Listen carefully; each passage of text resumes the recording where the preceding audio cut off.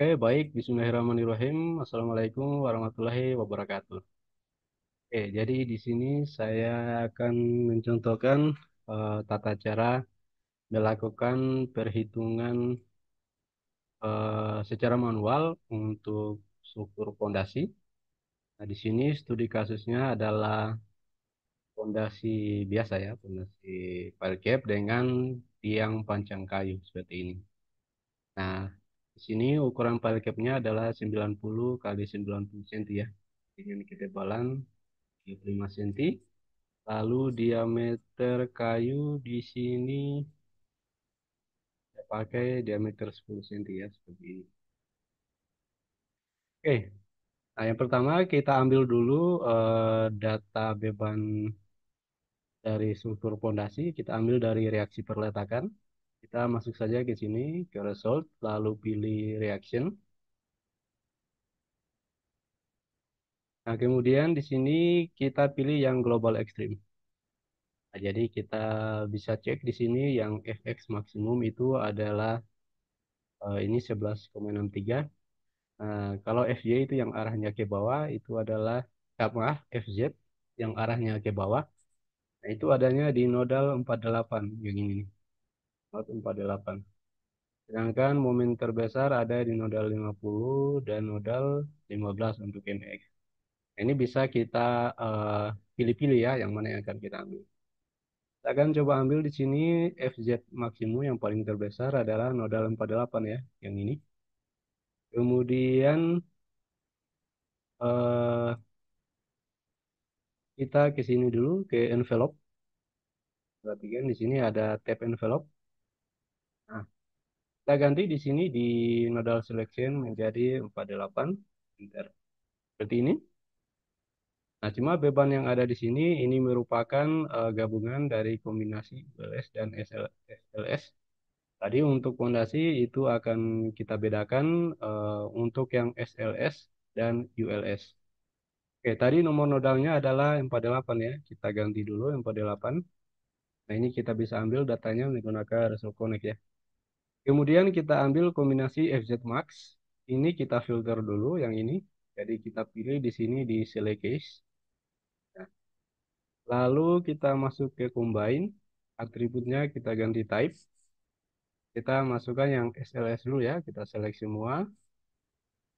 SLS ini untuk daya dukung ya yang ini. Oke. Nah, terlihatlah di sini beban-beban yang bekerja akibat kombinasi SLS ya. Nah, kita bisa lihat dulu di sini akibat FZ maksimum. Nah, kalau kita lihat untuk FZ maksimum yang ini ya, yang nilainya 93, ini adalah akibat bisa dilihat nodal 48, case 58 ya. Ini yang paling maksimum 58. Sudah isi di sini 58. Yang minimum berapa? Yang minimum itu 77. Oke, seperti ini ya garisnya. Lalu MX Max. MX Max yang ini maksimal 76, minimum 66. 76 dan 66. Lalu MY. MY ini diambil dari 77 dan 71. Betul ya? Oke. Kemudian kombinasi ULS. ULS kita ganti lagi.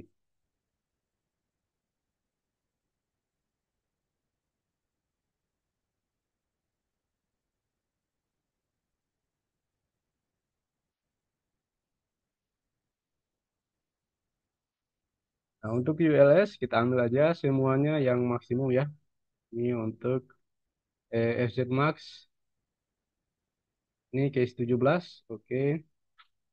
Kemudian MX Max. Case 53. Dulu 53.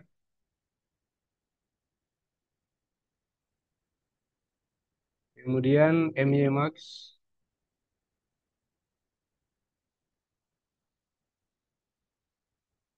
49 dan 44 ya.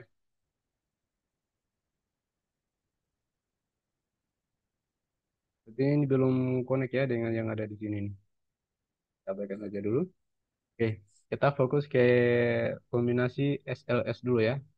Ini sudah masuk bebannya untuk FZ Max, NX Max, dan MY Max ya, ini seperti ini. Oke. Kemudian kita coba lakukan perhitungan daya dukung tanah ya. Oke. Nah, yang pertama yang perlu kita masukkan adalah dimensi pondasinya dulu. Kita tadi dimensinya adalah 90 kali 90 ya. 900 kali 900. Dimensi kolom abaikan aja. Tebal pondasi 350 mili ya. Kalau tebal selimutnya 100. Oke. Beton 25 MPa. Tulangan utama dan tulangan susut kita ambil 420 MPa. Berat jenis beton 24 kilonewton per meter kubik ya. Ini diameter tulangannya saya pakai yang diameter 13. Eh, sekarang kita cek untuk kedalamannya ya. Untuk data tanah di sini, kedalaman rencana. Nah, kita perlu cek panjang tiangnya. Nah, jadi eh, kedalaman rencana ini tergantung pada saat dilakukan pengujian itu, pengujian pengambilan data untuk data sondirnya, misalnya seperti ini. Nah, ini permukaan tanah, lalu diambil di sini data sondirnya, maka kita hitungnya dari sini. Nah, untuk kedalaman tanahnya. Nah, jadi bukan pada saat kalau kita lihat, biasa kan pondasi itu posisinya ada galian ya, seperti ini. Nah, lalu pondasinya diletakkan di sini, kemudian tiangnya menyusul di sini. Berarti kedalamannya itu kita hitung dari tetap dari atas ya, sesuai dengan titik pengujiannya. Oke, nah di sini saya akan ambil untuk kedalaman rencana. Ini ya. Kedalaman rencana kita sesuaikan dulu dengan data sondir. Ini ya. Ini sudah ada contoh data sondir yang bisa kita gunakan. Jadi ini data sondir mulai dari kedalaman 0 sampai paling dalam itu 13 meter ya. 2,2. Nah, ini ada nilai C sampai nilai F total dan RF ya seperti ini. Kita lihat nilainya. Nah, di sini saya akan coba ambil kedalaman rencana. Misal kita pakai yang ini dulu. Pada kedalaman 3,6. Ya, kedalaman 3,6 yang ini datanya ya. Oke, kita tandai dulu. Nah, untuk pemilihannya ini kita pilih yang nilainya lumayan ini ya, padat untuk tanahnya, lumayan keras. Sebenarnya kalau bisa lebih panjang lagi ya kita bisa ambil di kedalaman ini. Ini yang paling keras. Tapi karena ukuran kayu itu terbatas, jadi kita ambil aja yang ini ya, pilih-pilih aja. 3,6. Oke,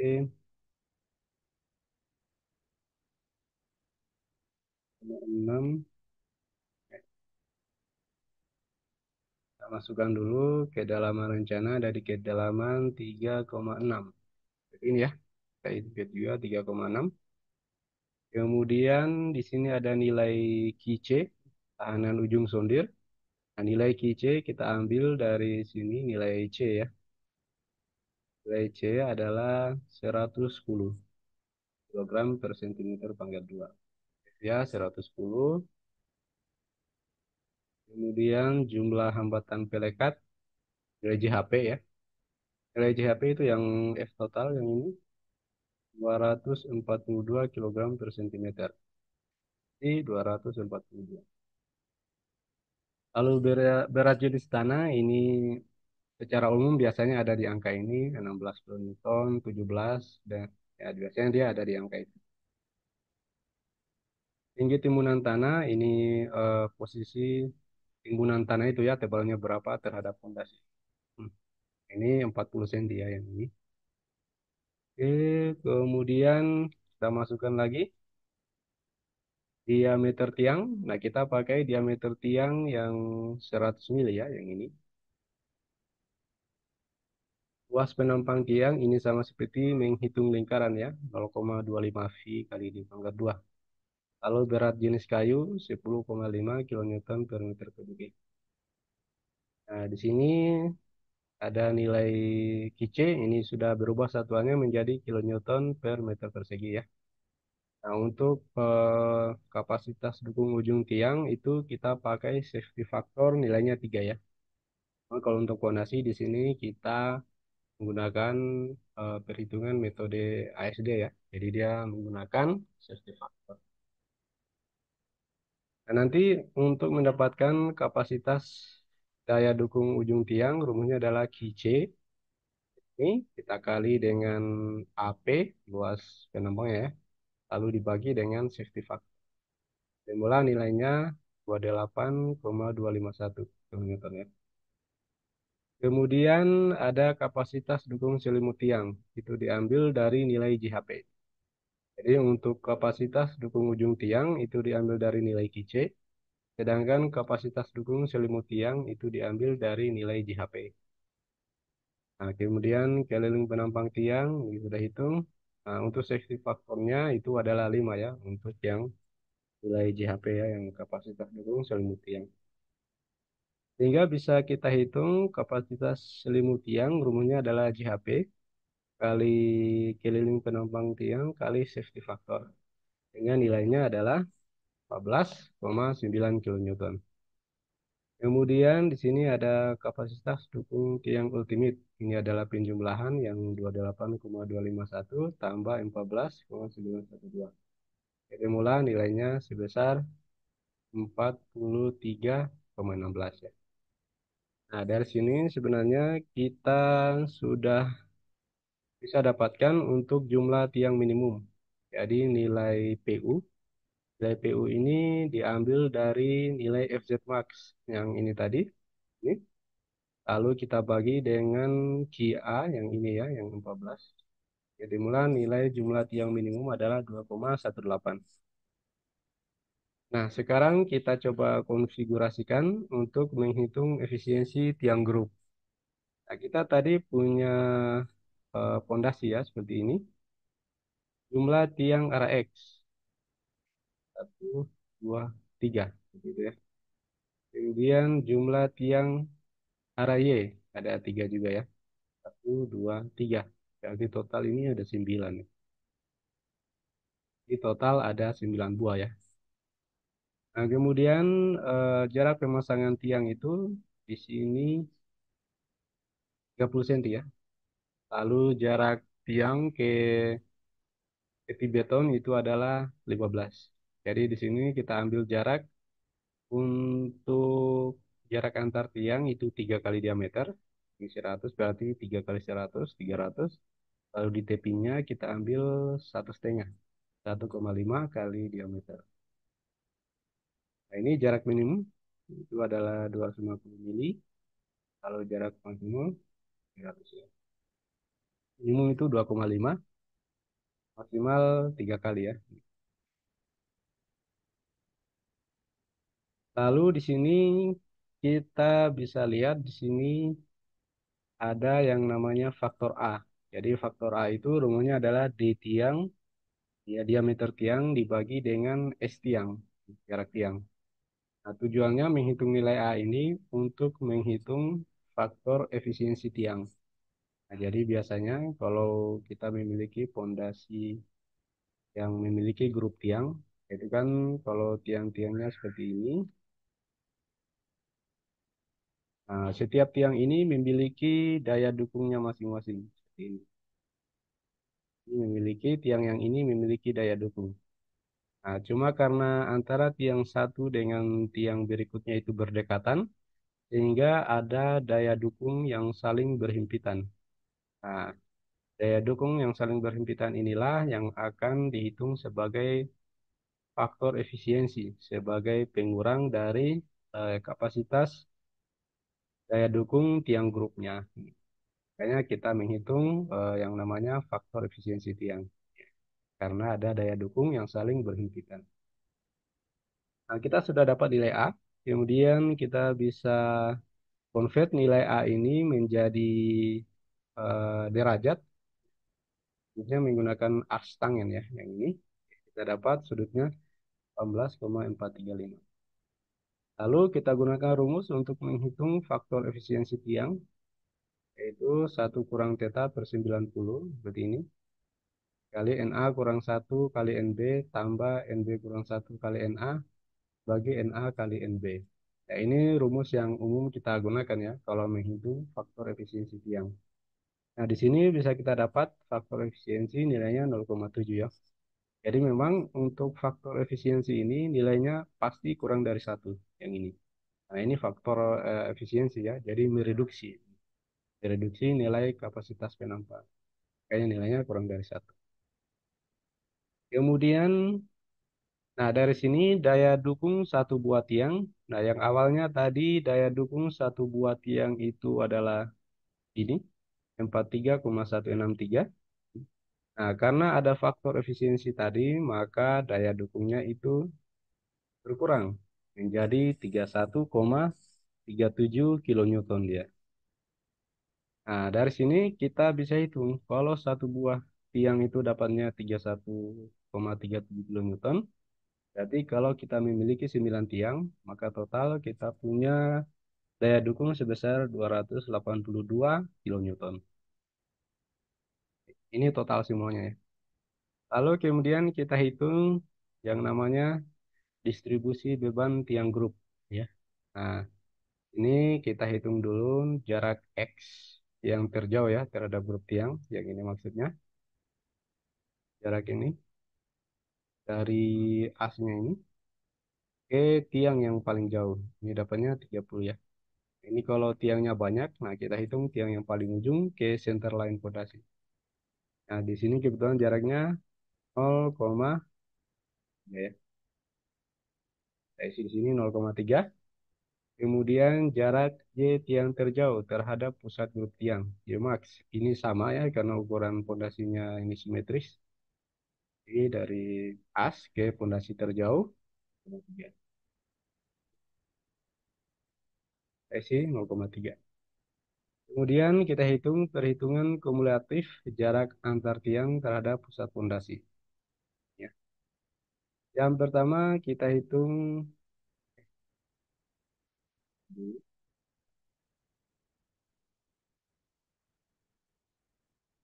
jadi di sini ada beberapa pondasi ya.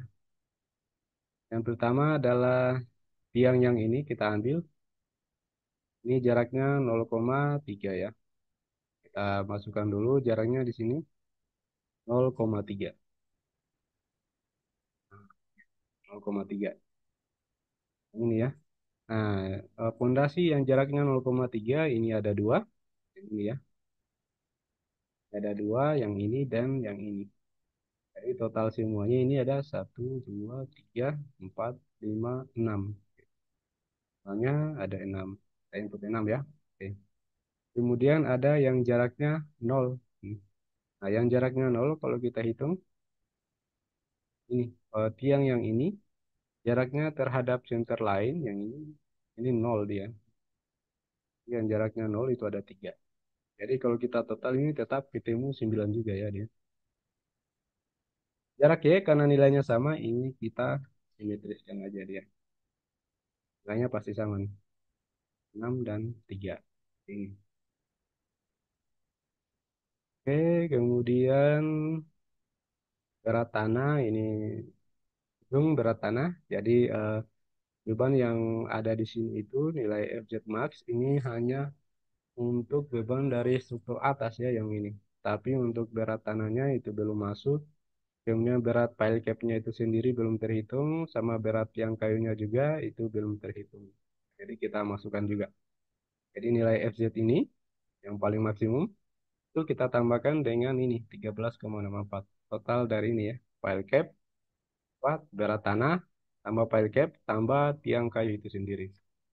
Nah ini di total-total, ya, kita mulai di sini rumus untuk mendapatkan P max ini ya. Ini rumusnya TU dibagi jumlah tiang tambah MUS kali Y max per sigma Y. Nah ini sigma Y yang ini tadi yang ada di sini. Oke.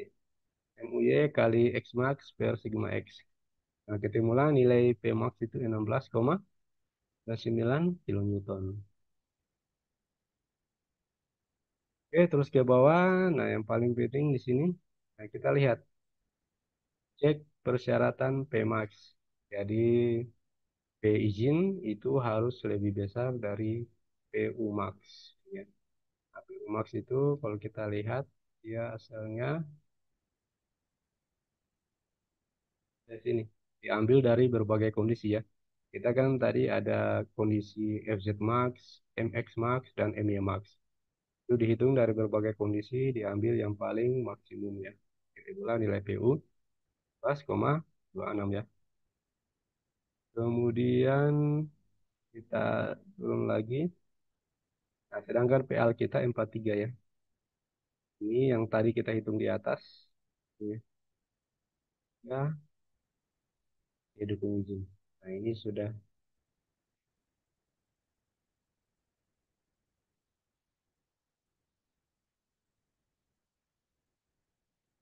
Kemudian untuk daya dukung kelompok tiang. Nah, ini. Daya dukung total tiang grup ini adalah faktor efisiensi kali N tiang kali QA. Kita dapat 282,37 kilonewton ya. Ini harus lebih besar dari nilai PU ya yang ini 107,63 kilonewton yang ini. Ini sudah kapasitas kelompok tiang ya. Efisiensi kali jumlah tiang dikali dengan QA. Nah, nilainya 282. Nah, dari sini sebenarnya bisa kita lihat berarti daya dukung pondasi kita ini masih memenuhi dengan kedalaman sekian ya, dengan data seperti ini. Nah, kalau seandainya masih belum masuk, kita cari kedalaman yang lain lagi. Mungkin bisa kedalaman 7, 6, dan lain sebagainya ya. Sampai di dalam perhitungan kita, nilai PL itu lebih tinggi dari PU max dan KPG itu lebih besar dari FZ max.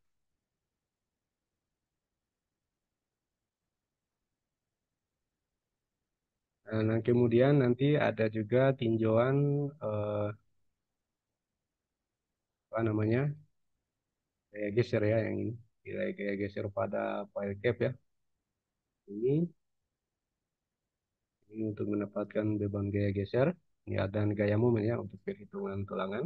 Ini lalu ada perhitungan gaya geser satu arah dan gaya geser dua arah seperti ini.